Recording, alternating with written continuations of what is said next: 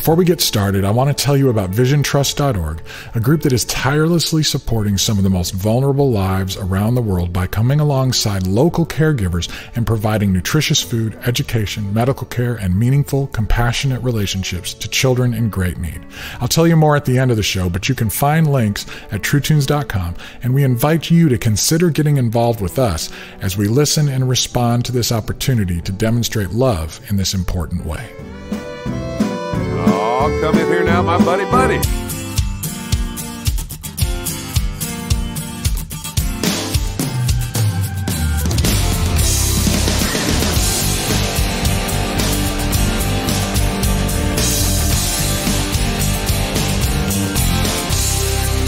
Hello, I'm John J. Thompson, and welcome to the True Tunes podcast. There are few artists who have had the kind of impact on my life that Buddy Miller has had. He's an award-winning producer, songwriter, and artist who, along with his wife Julie, is considered by many to be the heartbeat or maybe even the conscience of modern Americana music. I'm not exaggerating when I tell you that in Nashville, especially among musicians, Buddy Miller is almost considered royalty. And on this episode of the True Tunes podcast, I get to take you into Buddy's home studio, Dogtown, for a chat about his earliest experiences with music, how he learned to listen so deeply, to develop big ears, as he calls it, and how he approaches the art and craft of bending strings today. I won't have to chop no wood. I can be bad or I can be good. I can be any way that I feel. One of these days I might be a man dressed in black, a hobo by the railroad track. I'll be gone like the wayward wind one of these days. I know many of you are already well aware of Buddy's resume, but as I sincerely hope we have a good number of college students and younger listeners with us, I want to just skim over some highlights for you before we get started. Buddy Miller has been nominated for 4 Grammy Awards and has won 1 as a producer of Patty Griffin's Downtown Church album. He's released about a dozen albums, depending on how you count, either as a solo artist or in collaboration with his wife Julie or other artists. He's been a touring guitarist for Steve Earle, Patty Griffin, Robert Plant and Alison Krauss, Gillian Welch and David Rawlings, and Jim Lauderdale. He gained wide notice for his long stint with Emmylou Harris, and I heard a rumor that Bob Dylan himself was hot on his trail to get Buddy to join his band, but thus far has not snagged him. He was the music supervisor for the TV show Nashville and has produced albums for not only himself and Julie, but also Richard Thompson, Sean Colvin, the McCrary Sisters, the Warren Treaty, the Carolina Chocolate Drops, Ralph Stanley, Solomon Burke, Allison Moore, the Wood Brothers, and one of my all-time favorites, the Vigilantes of Love. His songs have been covered by the Dixie Chicks, Levon Helm, Emmylou, Leanne Womack, Griffin, Dierks Bentley, Patti Loveless, Brooks and Dunn, and many others. Buddy, who exudes musical grit, authenticity, and yes, twang, has defined success on his own terms, but always in the service of others. So, while I wouldn't say that I'm necessarily starstruck when I'm around Buddy, I am still in awe, not just at his talent, but at how well he has invested that talent. Well, I believe in my soul that I'm going home. Hallelujah. Oh, Lord. Move up. When the slave is over, I'm going to stick my soul in the sand. I'm going to go on home to Jesus over in the glory land. I'm going to move up to the sky in a heaven on the high. Well, all my life I want to know is why my Jesus loved me so. Yeah.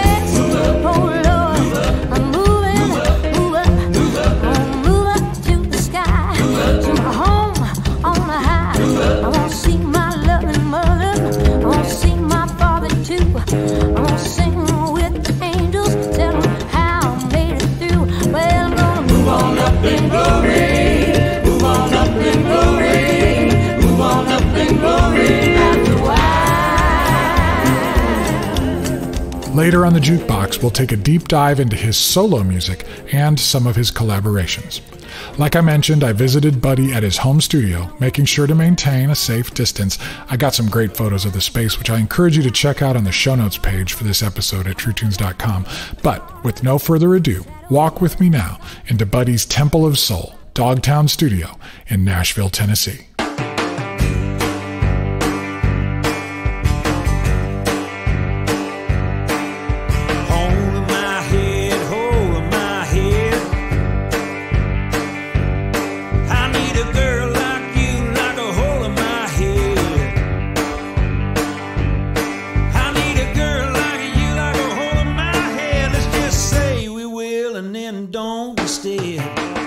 What was it that captivated you about music and kind of started you on the path of saying, this is going to be my life? Like, I want to give myself over to this and make music my life. Two things I remember. I think the two earliest memories are actually the records themselves. At my grandfather's house, where he just had 78s, and holding the records and putting them on the record player and listening to them. And of course I was drawn to the music. Elvis Presley's first appearance on TV that my parents actually had me watch. I don't think they were really into Elvis, but it was just an event. I watched it with them, and that did make an impression on me.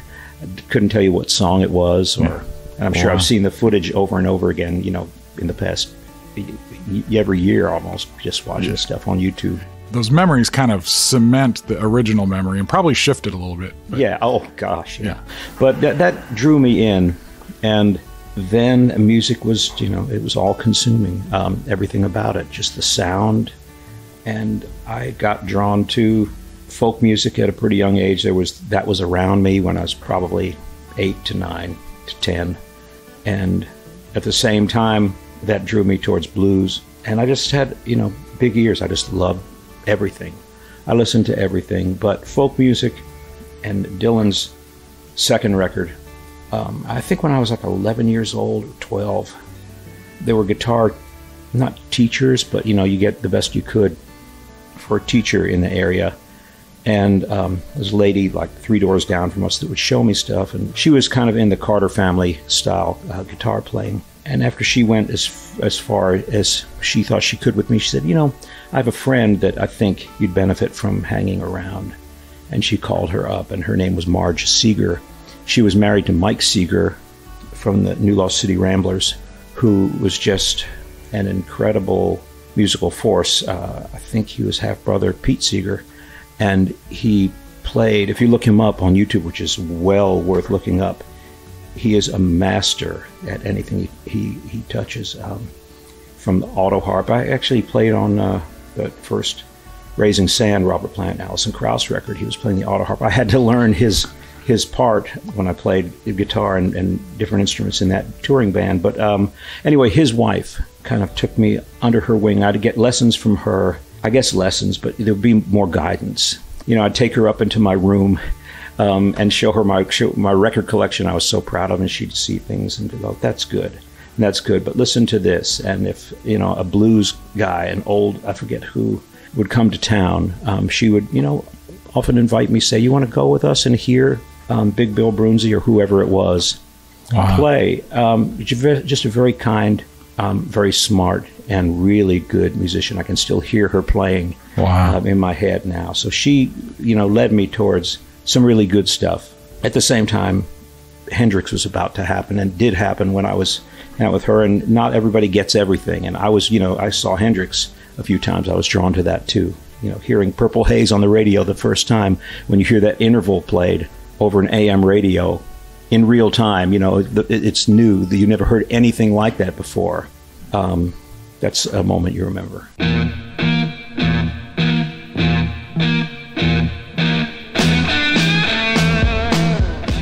So you're 10 or 11 years old, and you've got a mentor that's actually with you, kind of pointing out some guideposts and saying, listen and focus. Probably every week is what I guess we probably, I would, learn things from her. And she, at that time, though, she was very kindly would go, this is something you should listen to.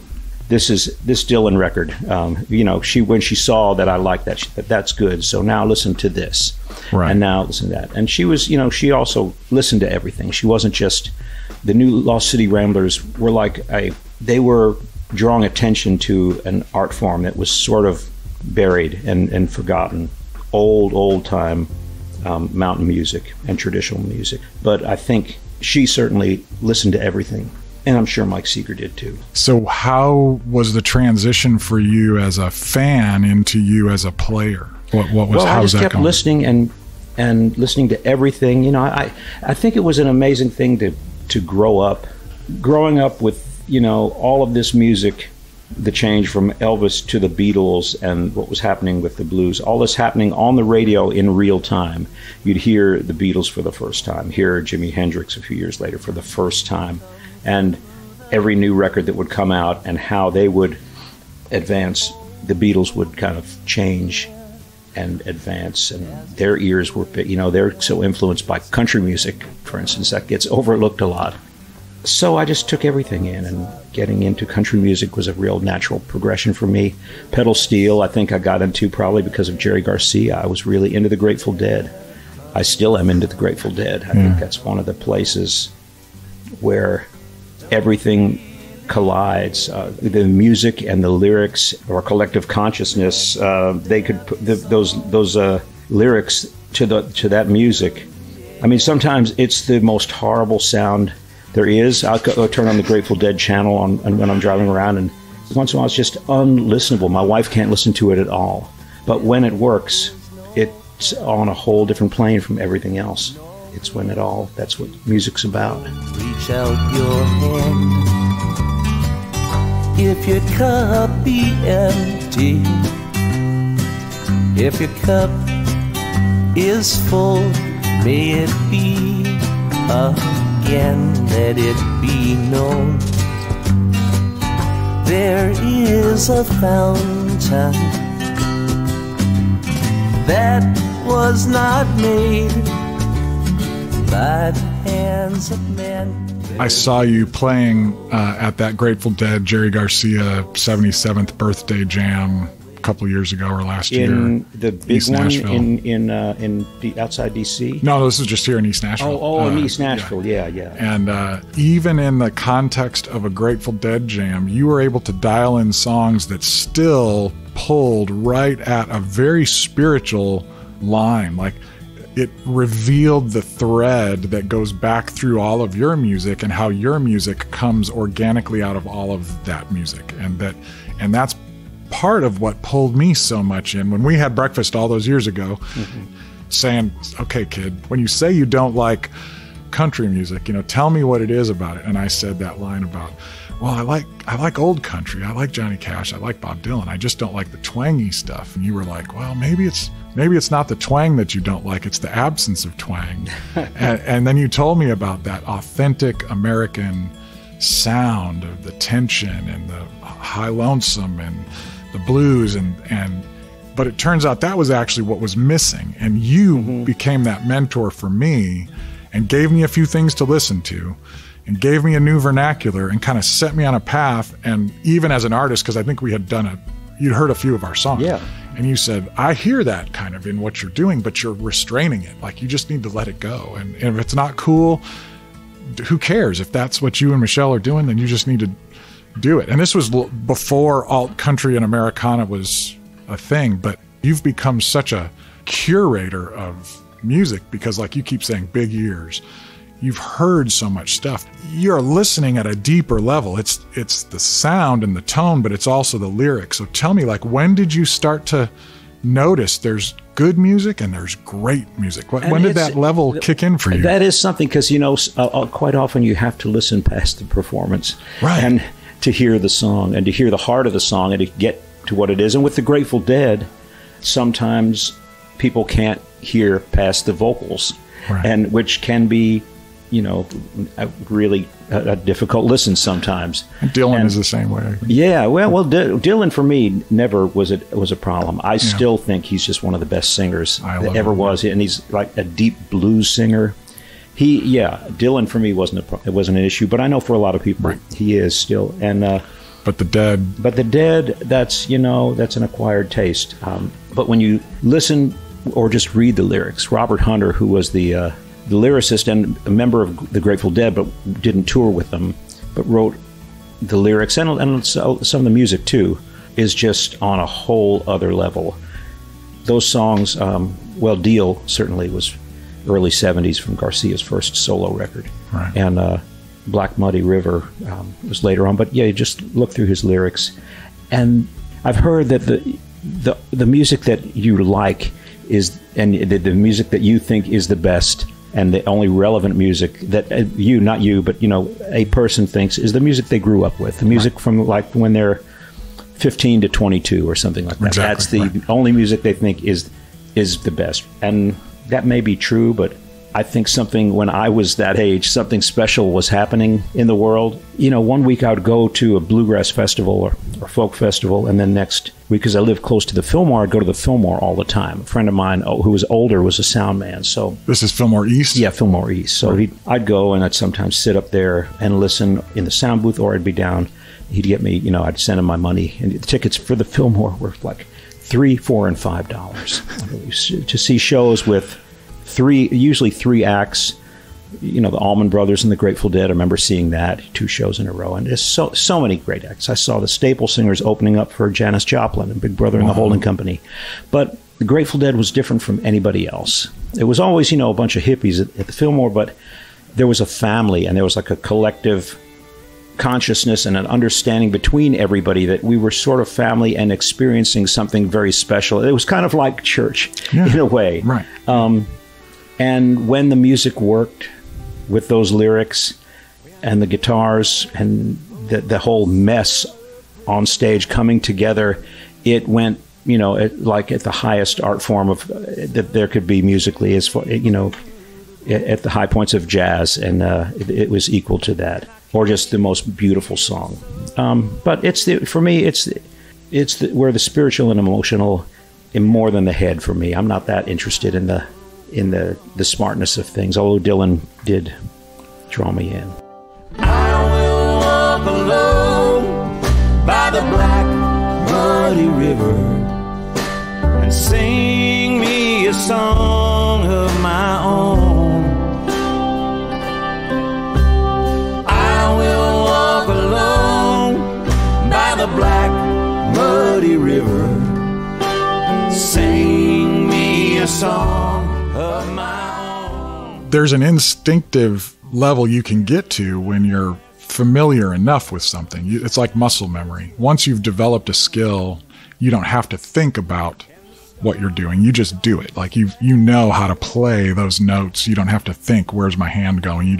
It goes there and it does what your heart wants it to do.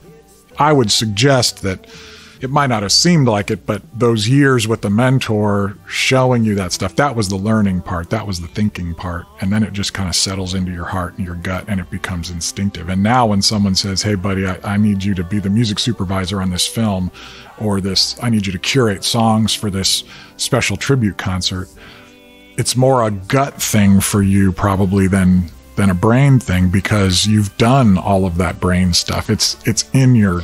I guess, but muscle memory, you're right. I mean, because I got out of that scene as soon as I could. I was playing in bands while, as a young teenager, and just as soon as I could play in a bar, I was playing in bars 7 nights a week. So it's playing every night of the week and then playing all during the day, to the point where, yeah, it is muscle memory. But you don't want that to become rote.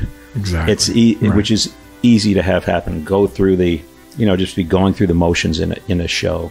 Yeah. At all. You want it to be fresh. I want to be challenged by guys I play with. I always tell, my drummer, if I get lost, because I like getting lost in a song. I like to jam a little bit. I like the song structure, and I play songs. I don't, jam, but if I get lost, I'm happy about it. Don't tell me where the one is. I don't want to know. I just want to be happy out there, and we'll find our way back.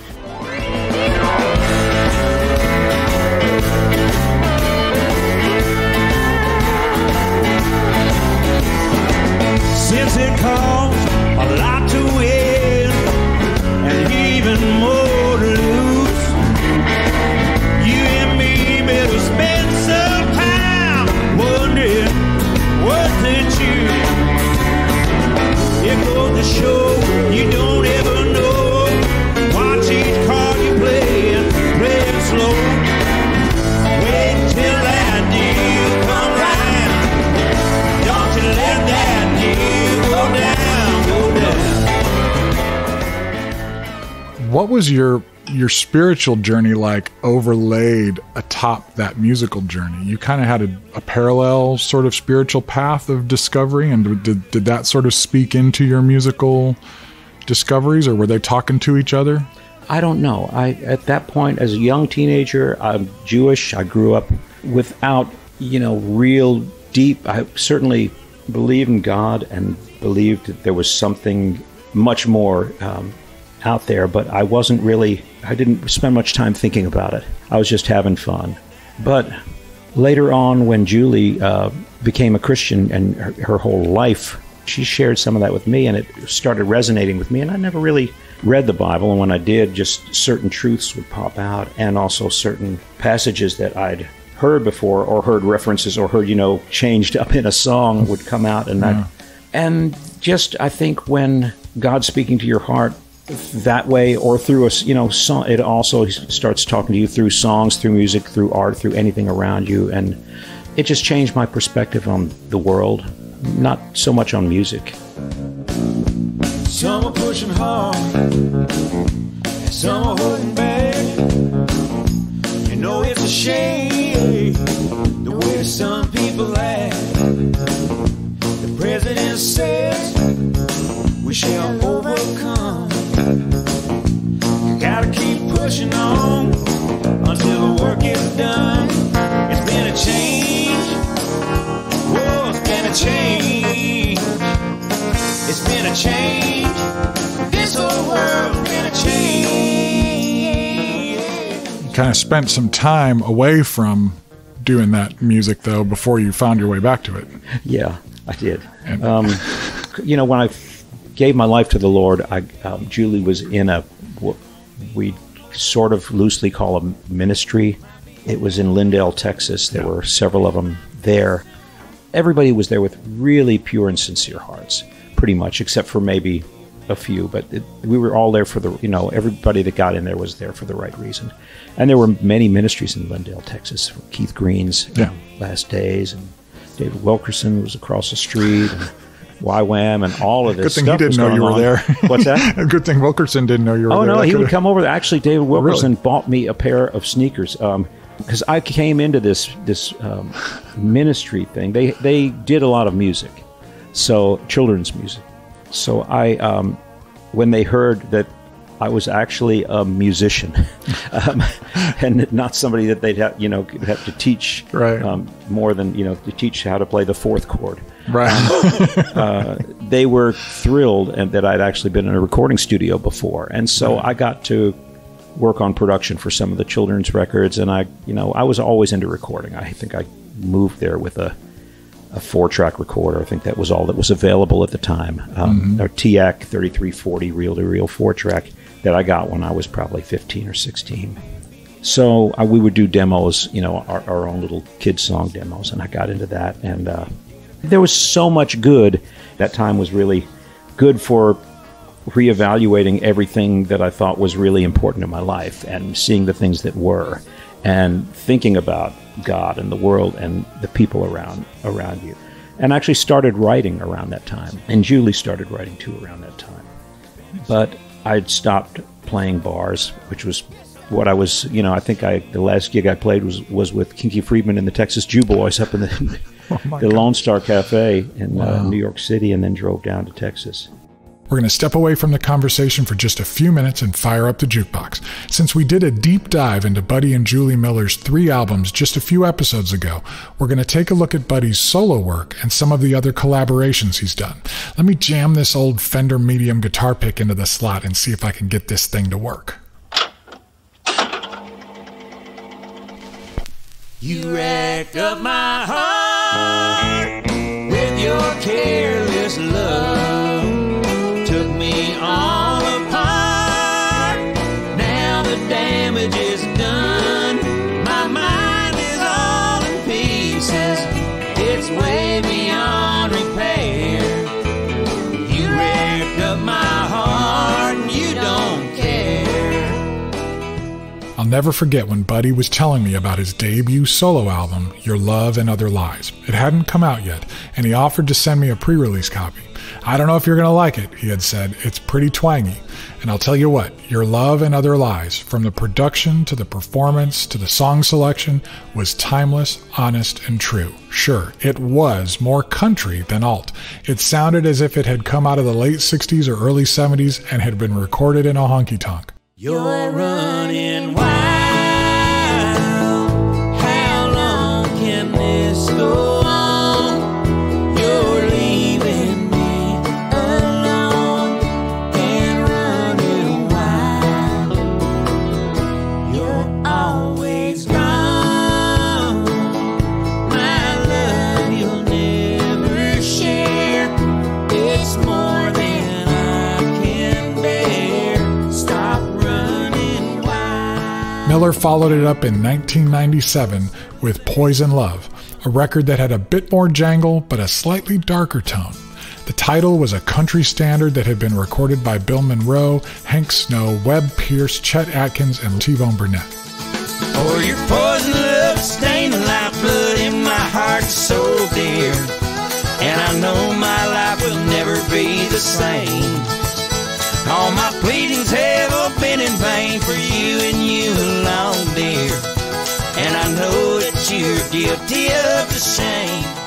The album also featured 100 Million Little Bombs, a Julie and Buddy composition about the proliferation of landmines. From the beginning, it was clear that Buddy saw the thread that connected the old songs, universal truths, and the human condition with contemporary issues, and he was not afraid to make bold statements when his head and his heart called him to. 100 million and the wheels go round. Lunch in Geneva and the deals go down. We'll still have to fight a century from now. The battle of a long gone war. What do you do with what's left behind? What can you grow in the fields of mine?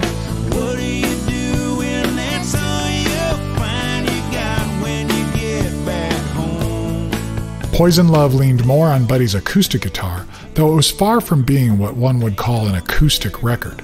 The production was more modern than his debut, and it helped to move Buddy more into the bullseye of the emerging Americana alt-country scene. There's a place where love grows wild, where hearts can trust just like a child. A wild thing, it don't need a lot. It just goes on what it's got. It still grows no matter what. But 1999's Cruel Moon was where the planets aligned. The album opens with a howler. Does My Ring Burn Your Finger gives us Buddy's now nearly trademarked tremolo-soaked electric guitar tone and a vocal that sounds like it was mic'd in a bathroom. It's a slow burner that builds steam steadily until it sounds and feels like every meter is pegged. When I gave you my heart, it was not what you wanted. Now the walls say your name and the pictures are haunted. Does my ring burn your finger? Did my love weigh you down? Was a promise too much to keep around?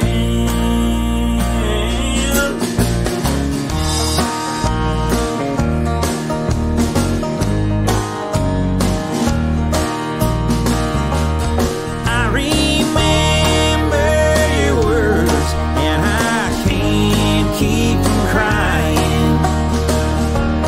I could never believe that your kisses were lying. Was there something from the past buried in a shallow grave?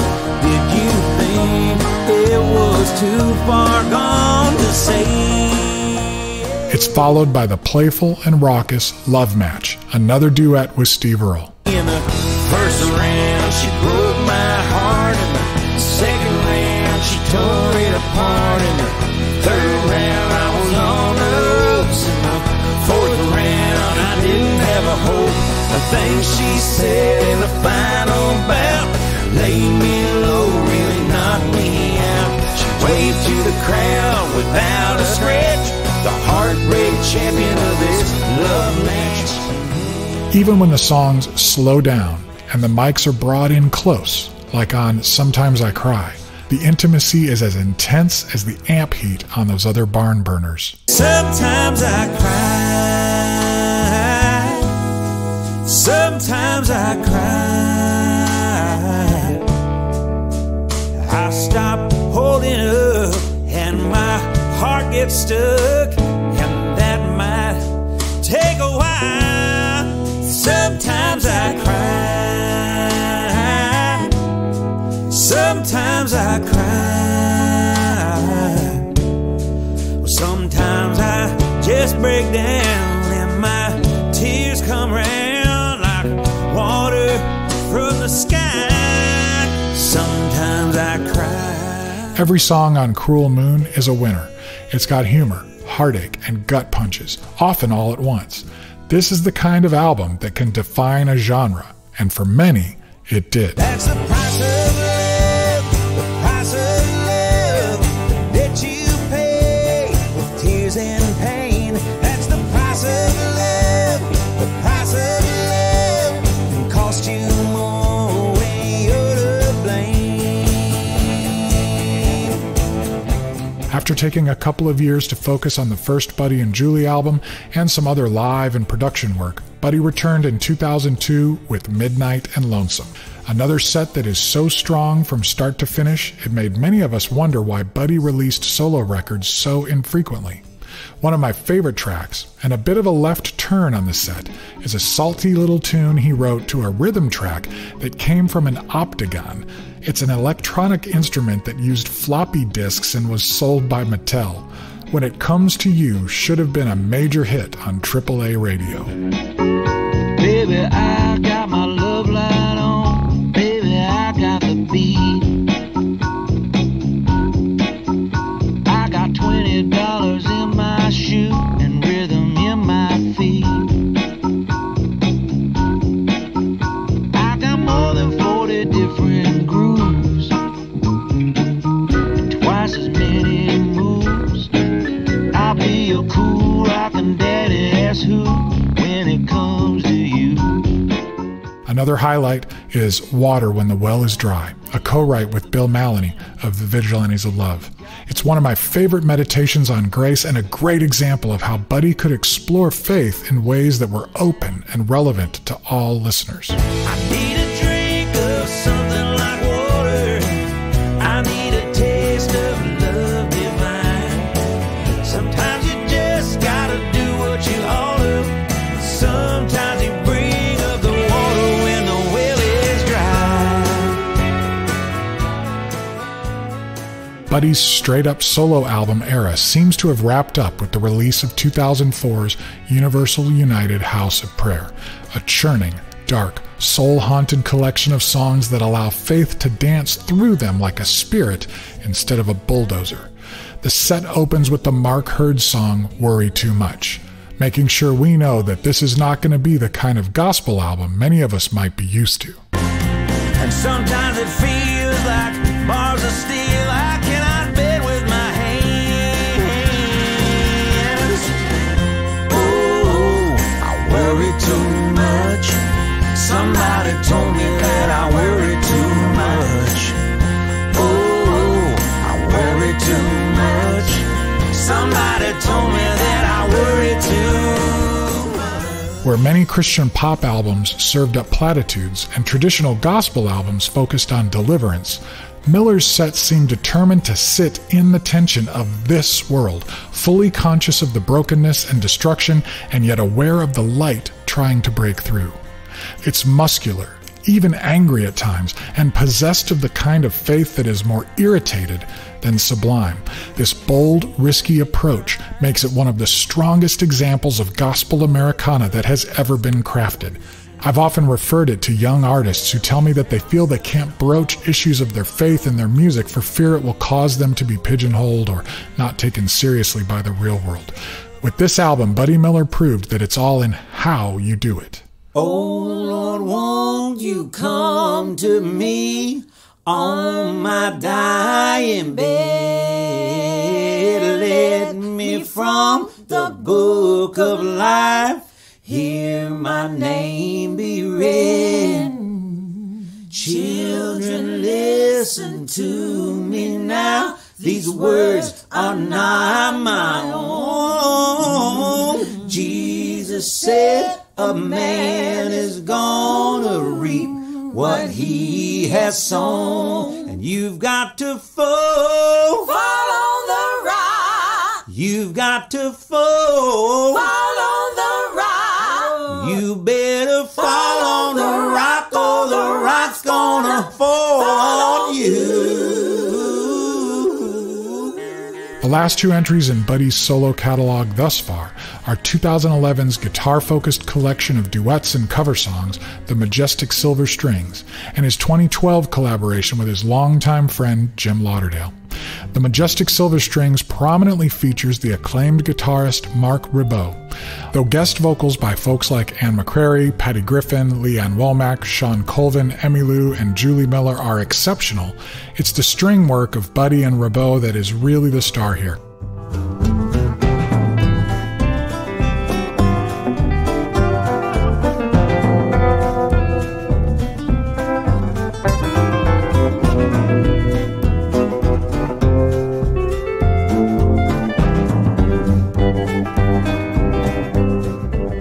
Buddy and Jim record is fun too. More solid songs from two longtime friends who have been making music together for decades and now host a radio show together on Sirius XM. The production oozes with Miller's warm and swampy tone, and to my ears it's among Lauderdale's best performances. She's a vampire girl. She's a vampire girl. Sometimes she hurts. Sometimes she hurts. And I go to her.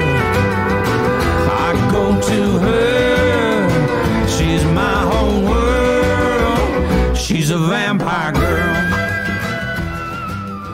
It's been almost a decade since the Silver Strings album, and 16 years since Buddy's last true solo album, though his work with Julie is continually album of the year level stuff. If you haven't heard our Jukebox meditation on their trio of albums, you can find it on episode 13, by the way. It does seem the cosmos is ready for another straight-up Buddy record. Here's hoping.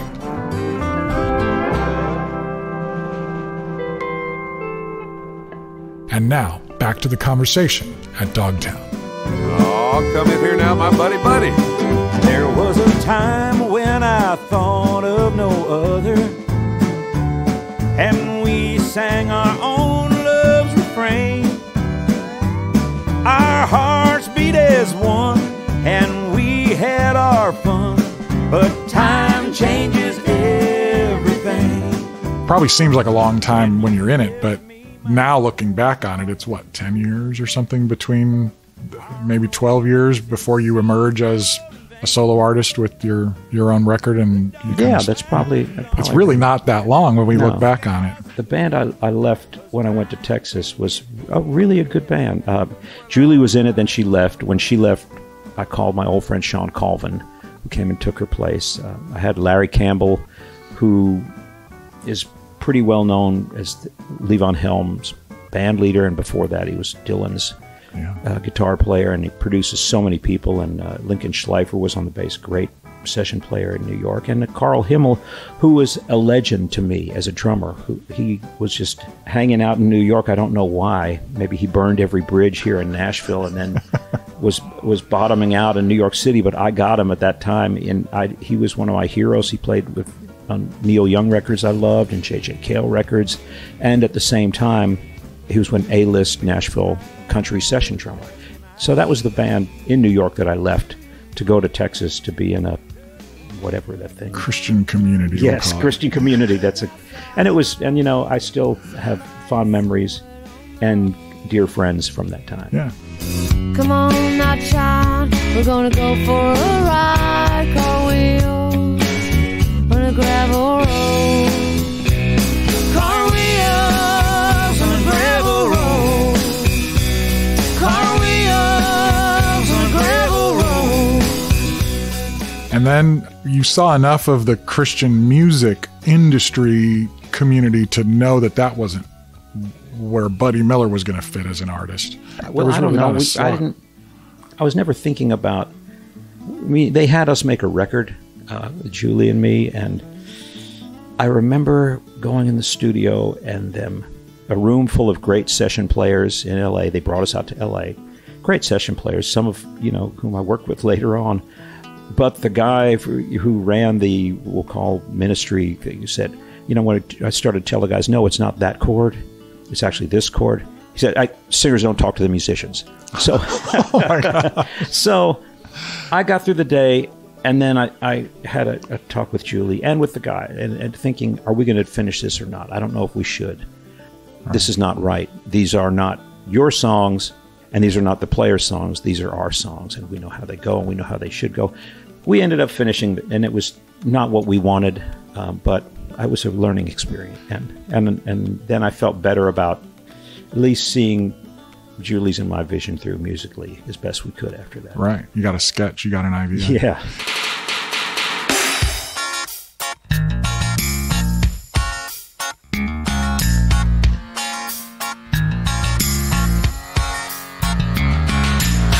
What would happen if today your life came to an end? Would it wipe your dreams away, or would they just begin? All the things that matter most to you, gonna be there when this life is through. Are you ready?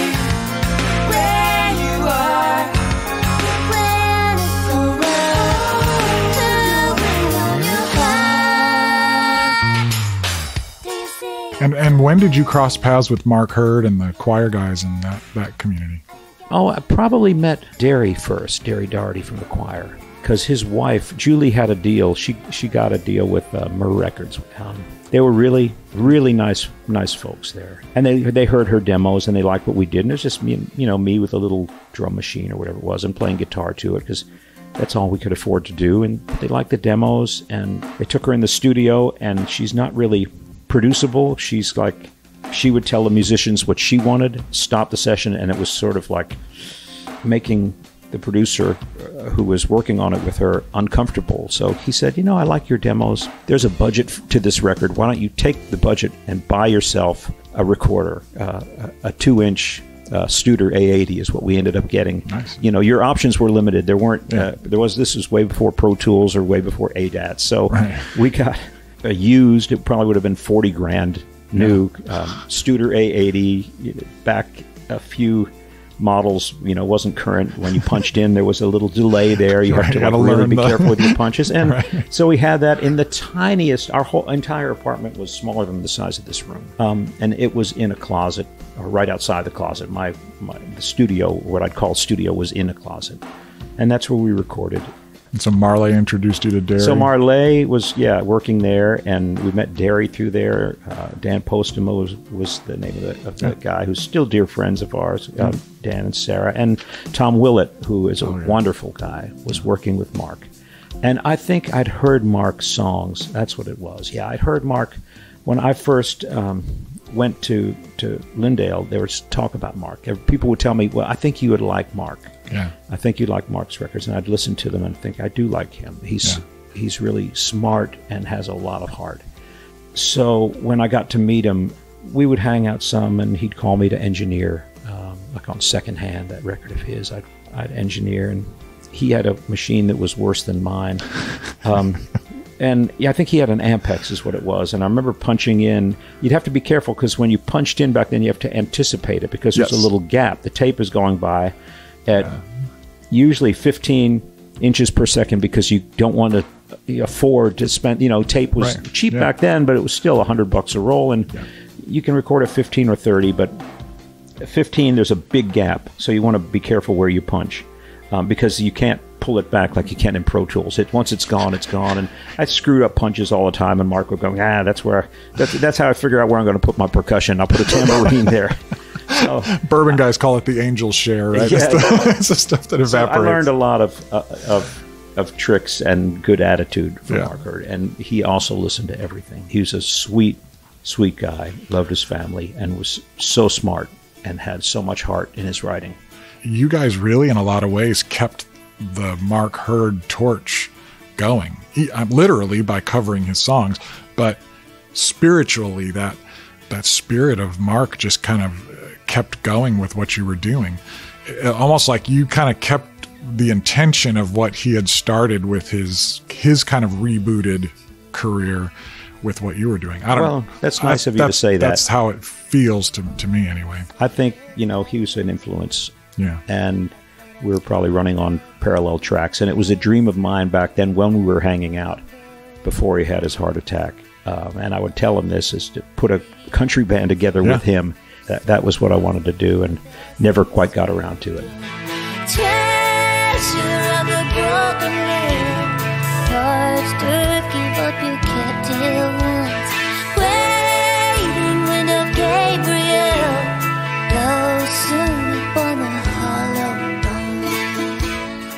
bone. Tell me about your theory of tone. You've really come to define what a lot of us think of as that Americana electric guitar sound and the way you sing. What is your concept of that sound that you keep coming back to? I don't know. I think we're all chasing that sound in our head that we can't get to. I've never gotten a sound that I've been really happy with. Oh, wow. Ever. But I keep chasing it. The 2 amps that are set up behind you, I played through 2 amps in stereo. I like getting lost in it, and I don't like too much distractions from purity of the tone, or at least I'd like to start there with just a pure, thick tone. I'm not a great guitar player, certainly not these days. I was could play fancier years ago, but I've kind of realized what I can do and just try to just play the melody at this point and play around the melody. It's just knowing the melody and going for a big, thick sound and the string and getting lost in it. And I'm never happy with the sound or my playing. And I like to get pushed by players. Yeah. So these days it's difficult because you can't play with people. Right. You're playing on your own to a track that someone sent. And with Julie, because she doesn't feel well a lot of the time, because I worked without her in this room for, a good 15 years. She didn't want to work in here. So we have pocket doors in our bedroom that open up into another room. And when you open up, now there's a studio there. Oh, okay. So just on the other side of the room is a little studio. I work in there. And you have Mark's console sitting right there behind you. I do, yeah. Mark Hurd's Trident B range, which his manager, Dan Russell, you know Dan, I'm sure. Oh, very well, yeah. He was managing and just cared so much about Mark. So, I don't remember. I think the console sat in Dan's house or barn or something for a while. I don't remember what. And then it went to Tom Willett's school that he had. Yeah. And right about the time Tom Willett's school got this beautiful 9-foot, Trident B range console, everything sort of went digital. Yeah. And everything went small, and you could record a record on an ADAT or a few years later on Pro Tools on your laptop. Right. So nobody used consoles anymore. Mark Hurd's console went down here with the school. When the school came down here, they said, we're not going to use this. If you want it, you can have it. It's in good hands.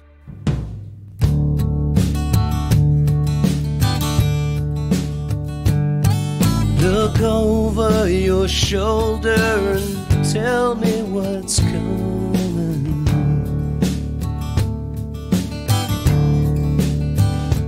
Tell me what is the bogey that you're so afraid of. The eyes in the back of our heads can persuade that just for the moment mercy is swayed. Look over your shoulder and tell me what's coming. That brings up Mark, as an artist and a songwriter, was also a producer. You are also, you've the whole time you've been Buddy Miller, the artist, you've also been Buddy Miller, the sideman, serving other artists, making their music better. And you've been this incredible producer. A major part of your career has been serving other artists. Was that out of necessity? Was that something that from early on you just really wanted to do? Or was it chasing a job? What do you see the role of a producer being? Well, I love recording. I love playing. I love doing, the recordings with Julie when we'd work on her songs or our songs. And we were always flat broke. So I was doing everything that would come along, which there wasn't very much in the beginning. I was playing guitar for Jim Lauderdale. We were dear friends. We met in 1980, and we were friends from back then in New York City. And then in L.A., I got in touch with him and started playing guitar with him. I didn't produce anybody, really. I made a record for Reverend Dan Smith for the Choirs record label. Man. Because... What a great record. What a deep guy. He's one of those guys that came out of that whole folk scene. He made a few records, I think, on Prestige, maybe in the late 60s. I'm not sure. And Julie heard about him through one of these. We lived in this little group of cottages in South Pasadena, and one of our neighbors was Dan Russell's brother and his good friend, John Flynn. And John Flynn had a relationship with Dan Smith, and so Julie wanted to do something with him. We went up and recorded Reverend Dan Smith up in New York, and we recorded like 15 songs on a DAT and then overdubbed to them. And of course, my time's terrible, and his time was just, free, and overdubbing was a little bit of a trick, but it was still a fun record. Oh, yeah. And just to hear him, and I think producing opportunities to work with people I like came along, and not going to say no. Not long after we moved to Nashville, well, the only reason we moved to Nashville is because we were broke, completely flat broke in L.A., and it was cheaper to live here. Julie's deal with Murr was kind of like, they didn't ever like her really in the Christian music world too much. Her voice was a little quirky, and so we thought, well, let's move to Nashville and just have a home studio, and maybe we can. I didn't know what it would be. I just thought all I'd be doing little vocals for people or demos or something like that. And that was all we thought would happen. So we moved here and met some wonderful singer-songwriters and made friends, and just opportunities started coming. I auditioned for Emmylou Harris's band and got the gig somehow. And Steve Earle. And then like a year later, Emmy took a year off, and Steve took Brady Blade and myself in his touring band. And Steve's still a dear friend. Yeah. He just lost his son. Such a tragedy. Last week, so horrible. I'm tired of laying in bed, listening to the water run. Ceiling's falling in, baby's dress is covered in dust. So I don't care what it costs. Baby, dust that old thing off. Yeah, it's one more night in Brooklyn. Baby, we're getting lost. So you just got woven into the community here so quickly. And then it would be around the time my first record came out. I think it was right at the same time I started playing with Emmylou, and she's so gracious, and she let me open every show, and she said, as long, you can open every show you ever want to with me. And I did, and she would come out every night and sing with me, which kind of validated me. And it would come to all my gigs in town, and then she had Julie and me be her band for a little while. It was just the three of us would play. And Emmy was so supportive, and people heard the first record of mine and Julie's, and I'd get some production offers, and I just like working on things. So And I'll tell you, because I know you don't like talking about yourself, but I remember being on a flight with Emmy and her talking about you and the blessing that you are to her life. Once your name comes up, that's all she could talk about was stories about how you and Julie had blessed her. When I got to meet Robert Plant, which that's just like rock royalty. When I saw Robert Plant at a party, I'm like, okay, I got to think, what's my in? And I walked up and I said, "Hey, Robert, you and I have a mutual friend." I said, "You're a lucky guy. You got to work with Buddy Miller." And he just went off talking about you. And the thing that I've always taken away that I would love for especially students listening to this to hear about is your spirit of serving other people and investing in them, and how that has come back to then open up doors for you. Well, I just think we're all in this thing together. You know, if I get an opportunity, and it's just how it happened that I met Robert Plant. He just happened to come to an Emmylou Harris gig in Dublin, and I heard he was there. I must have had an okay night, because but I heard he was hanging out. This was in Dublin, where they have a pub, you know, in the front of the theater. Right. So he was hanging out there, and I went to meet him afterwards. Just thought, because I saw his first, you know, Led Zeppelin's first show at the Fillmore, from like the third row. Oh my gosh! Yeah. So I went and talked to Robert, and we just talked about music, and he and then we all went with Emmy, Robert, and Brady Blade. Me and maybe somebody else went to a pub afterwards, a quieter, smaller one, and just had a drink. And he took my number, and years later I got a call for that, many years later, for the Robert and Allison tour. And then we worked after that. But yeah, Robert, it's just working with him, working with anybody. I just think I have a mindset of kind of we're in this together, and we're creating something new. And I try to just see through their eyes, hear through their ears what they're hearing, and you know, I have to have a common ground with somebody that I'm working with. And we sure had a lot of common ground from the blues and the psychedelic music that he is so drawn to. Satan, your kingdom must come down. Satan, your kingdom must come down. I heard the voice of Jesus say, Satan, your kingdom must come down. I'm gonna pray till they tear your kingdom down. Pray till they tear your kingdom down. I heard the voice of Jesus say, Satan, your kingdom must come down. Do you think that becoming better listeners of music, better discerners in that way, can help us be better people? Can it help us be better neighbors, or just better human beings? Do you think there's a deeper purpose for music? Well, listening, just listening, period. Music can be part of it, but I mean, when you say listening, first thing I think about is my wife, and listening, you know, actually listening to things she says, and taking them and thinking about them, instead of just more than hearing, but listening. And people want to be heard when they're talking, when they're telling you something, heard and understood. And so I try to listen. It's hard listening to music. I recently upgraded my turntable system, like so many people did, and I drug up all my records, so they're all back there. Half of them were in the basement, and I try to listen to something every day on vinyl. I come in and sit down and really listen.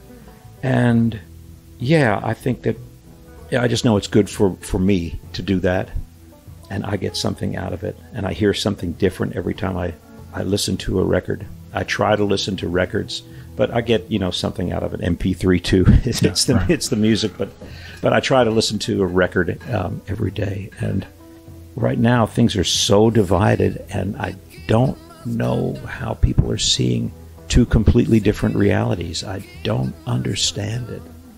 I try to understand it. I try to listen to everything I can. I try to listen to, you know, to both sides I have on my radio in my car, you know, button on the left and a button on the right for the for the different news channels, and I try to listen and try to understand, and I hear two completely different realities, and I don't understand how people can discern, and how they draw that line, and why, and how they pick good and evil, how they can.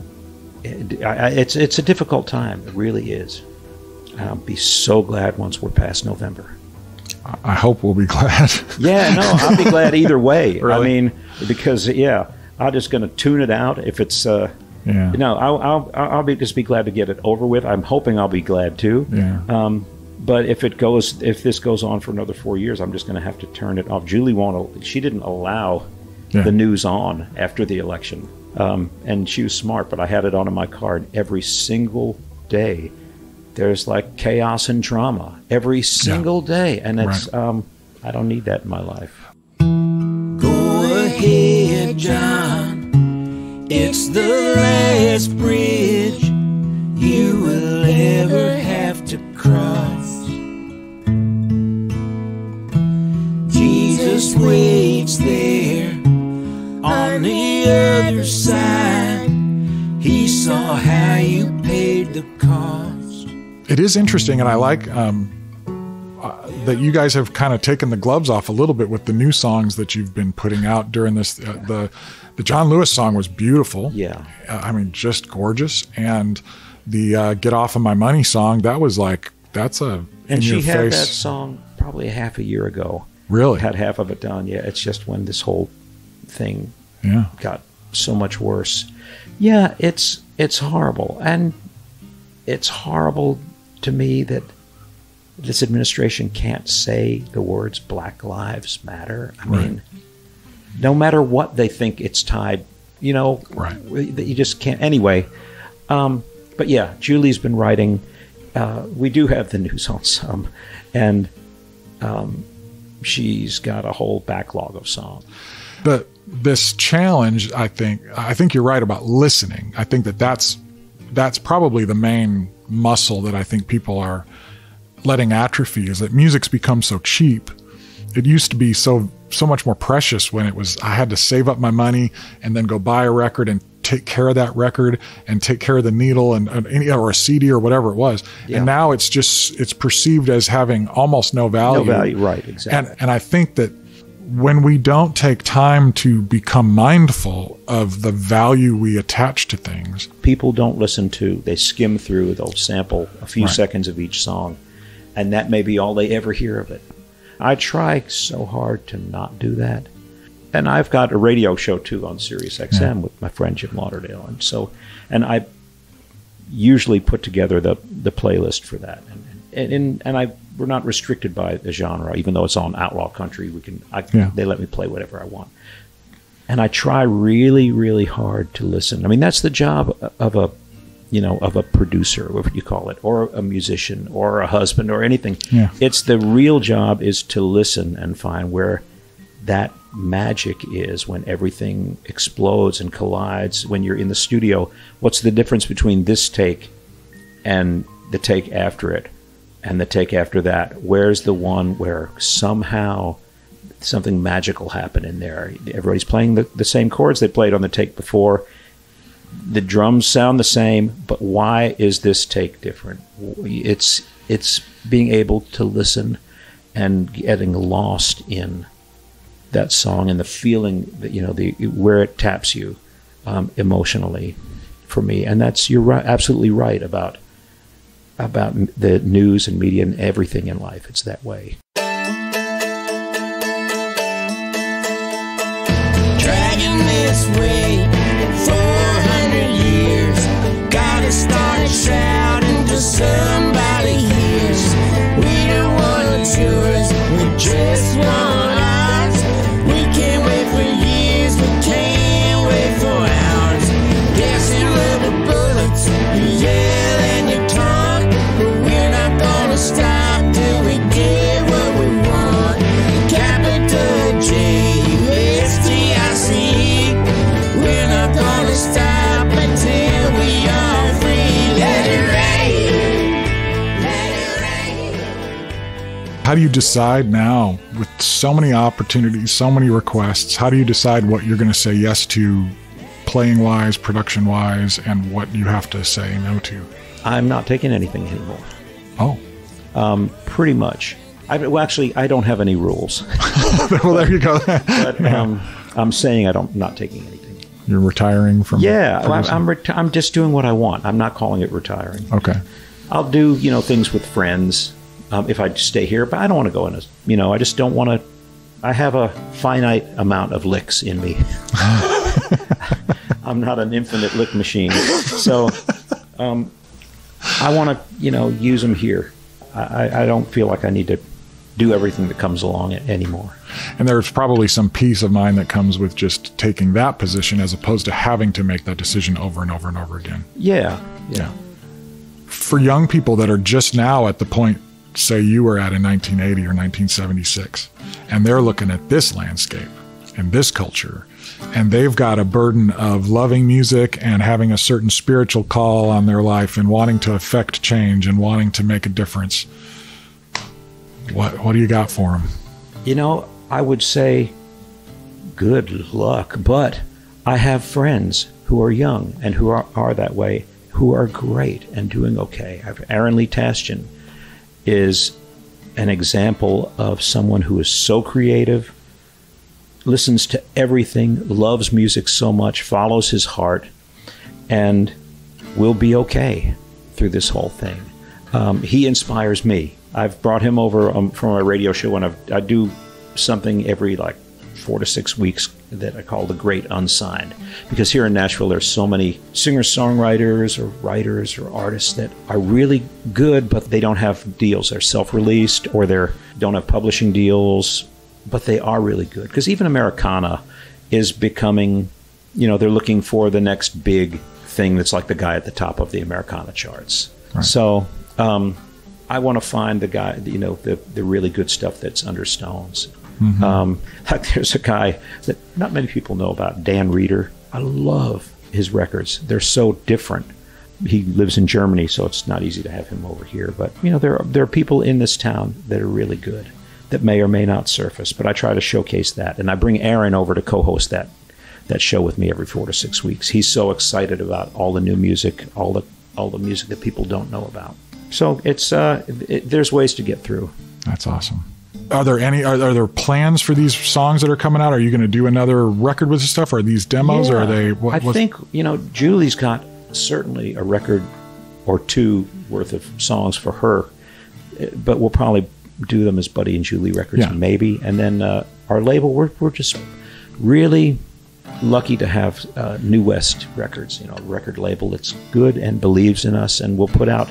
They say, "Hey, we love these songs you've been making, that are topical and related to what's going on in the news. Let's put them out on vinyl. Yeah, let's put out, whatever you want to call them, lockdown songs. So we're going to put out a record of those, and then we'll probably do a record on Julie, and I may do a record. I don't know.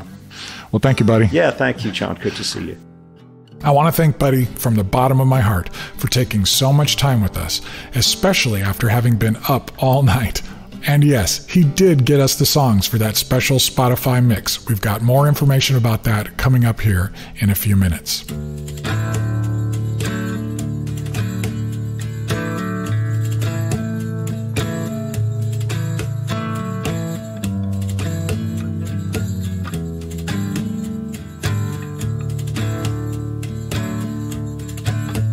As I climb up on my soapbox this time, I'm thinking about a phrase Buddy used during our conversation.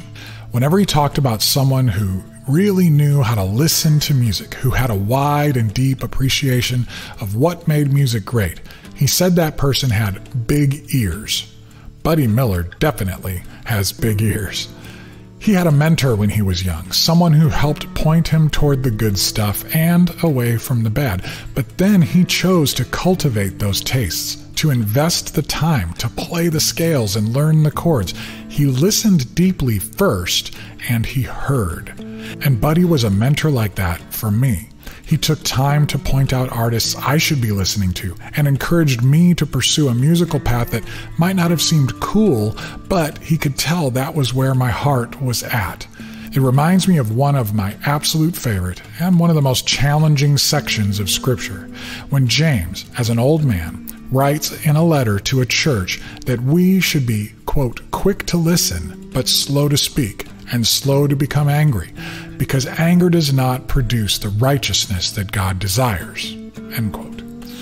When we started this series of conversations and this theme of listening to better music and listening to music better emerged, I don't honestly know if I was really thinking about where it might take us, but sitting in Buddy's studio, right in front of the console that once belonged to Mark Hurd, with all of this amazing music hovering over our heads and in our hearts, and so much anger waiting just outside the door, knocking, I'm really sensing that this is all connected.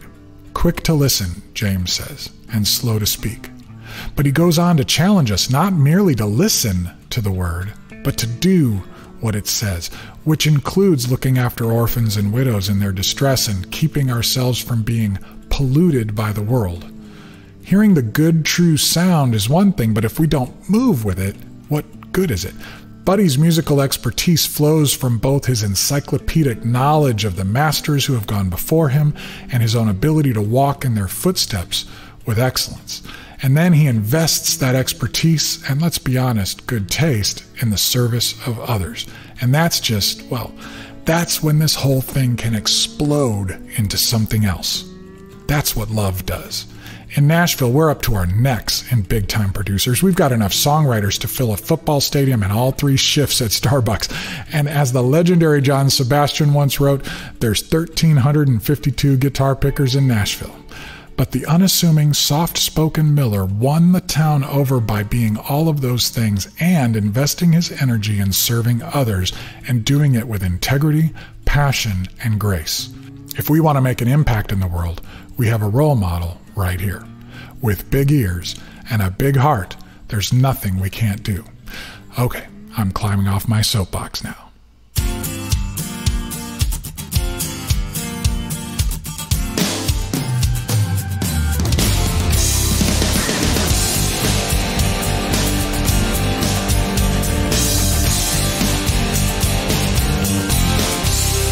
That's going to do it for this episode of the True Tunes podcast. You're definitely going to want to hear the special playlist that Buddy has pulled together for us.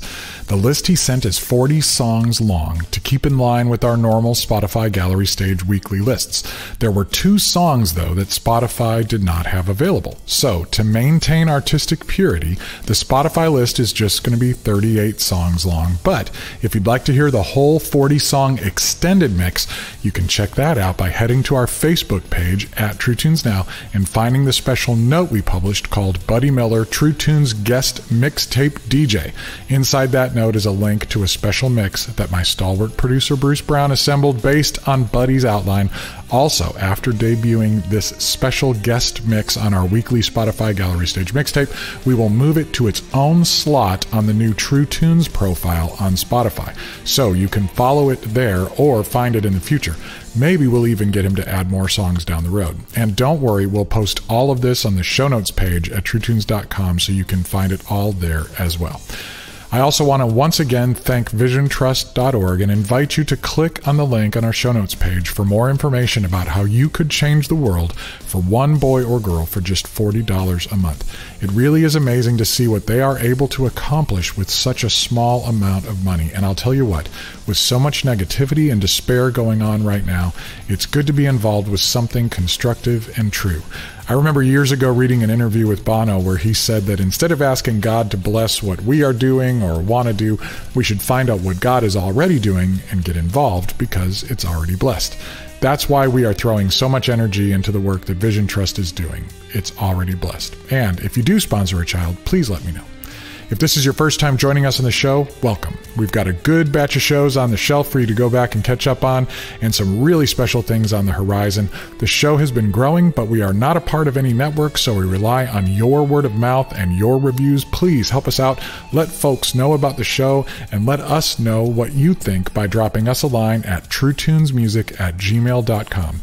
And yes, we are working on plans for a patronage program, but until then, if you would like to support us with a donation, you can send us a tip via PayPal to truetunesmusic@gmail.com. And definitely head to truetunes.com and subscribe to our email list so that you will always be among the first to hear about the latest news, new episodes of the show, special giveaways, and more. It's also a good idea to like our page on Facebook at True Tunes Now for live events and more. We've also got some sweet swag you can purchase if you want to dress the part, and you can follow me on Twitter at John J. Thompson. Speaking of swag, here's a shout out to Earle Ellis, who won an extremely rare purple vinyl 7-inch single of Commando for Christ from the Electric Jesus soundtrack, along with some True Tunes buttons, stickers, and guitar picks, when he was among the first 20 people to respond to a recent email that went out to the email list. He and 19 others also got a special link to check out an exclusive live stream film festival screening of the film we just can't stop talking about. We're going to have more information on Electric Jesus in an upcoming episode, including a conversation with writer-director Chris White and members of the cast, including star Brian Baumgartner, who most of you will know as Kevin from the U.S. version of The Office. Congrats, Earle, and thanks to everyone who subscribes and opens and reads our semi-monthly emails. You can find a list of all of the music we used on this episode, and boy, was there a lot of it this time, including some really special and rare stuff at TrueTunes.com on the show notes page. We want to thank Buddy Miller, both for his time with us this time and for helping to bring so much of this great music into the world. And thanks also to Phil Keggy and Rex Paul for the instrumental mix of Full Circle we use as our theme song. And I want to thank my partner here on the show, Bruce A. Brown, who not only edits the show, he chooses the song clips, finds just the right moments to use, including some really obscure things from his own massive collection, and then assembles everything so well. I could not do this show at this level without Bruce, and I keep hearing from many of you how much the sound of the show means to you. That's all Bruce, so thank you, sir. The contents of the podcast are protected by U.S. copyright law and are the intellectual property of Gyroscope Productions, with the exception of songs or clips that are from previously copywritten materials. Everything on this episode is used by permission or under fair use provisions. This program is intended for the private use of our listening audience. Gyroscope Productions can be reached at TrueTunesMusic@gmail.com or P.O. Box 60401, Nashville, Tennessee 37206. As with every episode, I hope this conversation has been educational and inspirational. I hope it makes you want to listen more deeply and to pick up something and play, whether that's an instrument of your own or a record. To the students out there, and that includes me, let's keep digging deep, growing our ears, and chasing that sound. Until next time, this is John J. Thompson saying stay tuned and stay true.